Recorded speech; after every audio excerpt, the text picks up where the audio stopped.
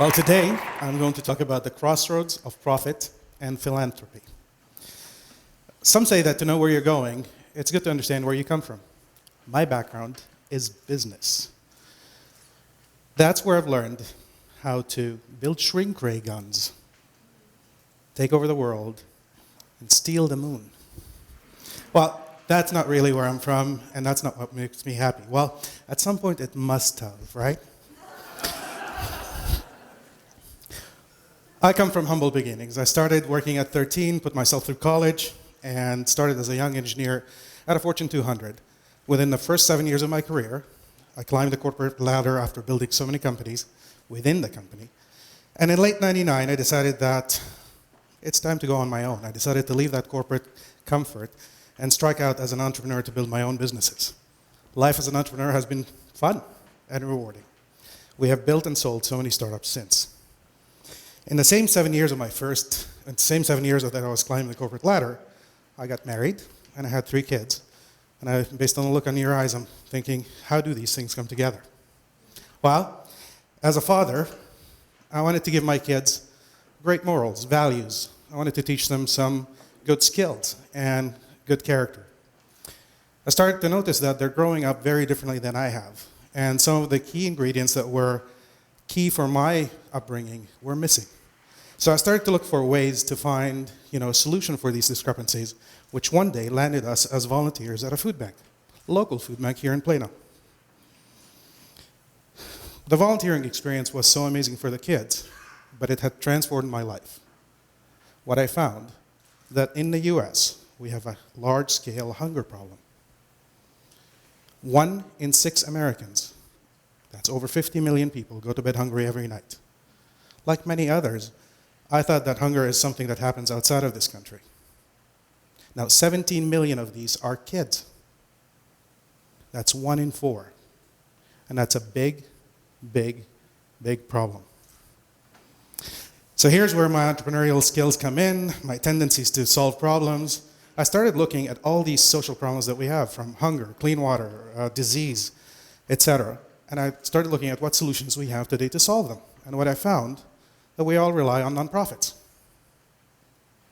While nonprofits are great at trying to solve problems, none have solved the problems they've been built to solve.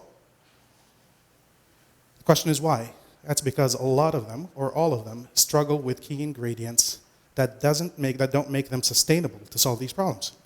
First, all nonprofits depend on the generosity of the community or corporate donations. That means they can never get enough money to scale. When they get the money, we start scrutinizing how they spend the money. So if they spend it on more marketing to attract more funding, like more businesses do, we call them inefficient. That's capital inefficient, wasteful, not focused on the cause. And lastly, a lot of these organizations depend on an army of volunteers. That's to fill the gaps of budget and workforce. So, how many volunteering hours did you volunteer in the last month? So in conclusion, I don't believe that nonprofits can solve or grow to be sustainable to solve these problems that they're addressing.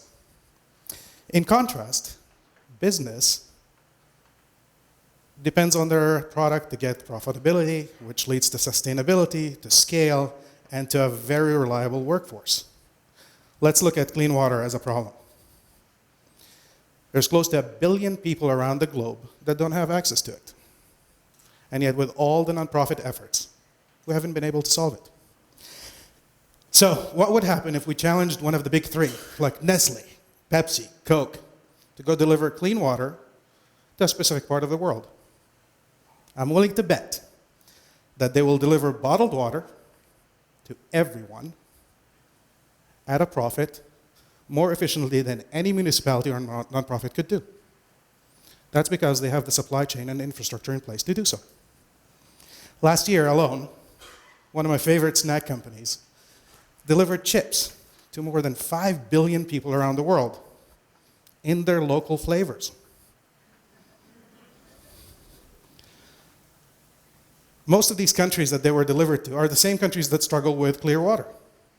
So the question is, why haven't these companies done anything? Why haven't they solved this problem? And that's where my stealing the moon days reminded me that it's all about self-preservation and making the biggest bottom line possible. So I guess delivering clean water is not as profitable as delivering those curry chips. So this is where my transformation began, and I started looking at how to build a business that can solve one of these issues, hunger. I believe that the solution to our social problems is actually through business and not through charity. It's through the intersection of business and philanthropy, which I call social consumerism. Social consumerism is when the cause becomes core to the business. For example, I think you've all heard of Tom's Shoes, 1 for 1. You buy a shoe, somebody who's shoeless gets a shoe, which opens an opportunity for them to go to school or go to work, and Tom's makes a great profit. And now this model has been so successful that they took it to selling coffee, selling glasses, and more. Another example is a company like TangoTab. When you eat, they eat. It's a mobile application that gives consumers free dining deals at local restaurants and donates a meal to feed a person in need every time you use an offer.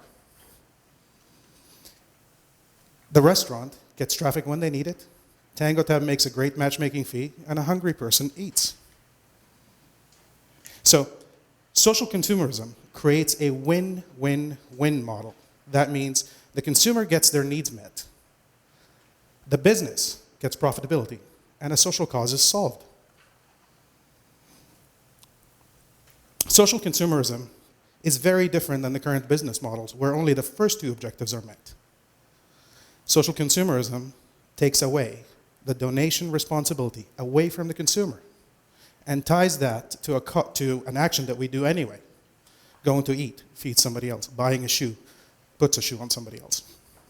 This model is so powerful that in the US alone, with TangoTab, we eat 1 billion meals in restaurants every week, while we have 50 million hungry Americans. Just by tying a cause to something we do anyway, the math is simple. We can solve hunger. Moreover, what's very important for businesses is doing good is very contagious. We now know that 92% of mothers and 88% of millennials will buy or recommend the product if it's attached to a cause. That's how a business becomes a movement. And that's where the human desire for connection makes that business soar. So, I want you to take a second and think about every product that you consume every day. Now imagine if we tied each of these products to a cause. By tweaking the existing business models, we can effectively solve all of our social problems. And just imagine how the world would look like if we did this. Together, we can change the world. Thank you.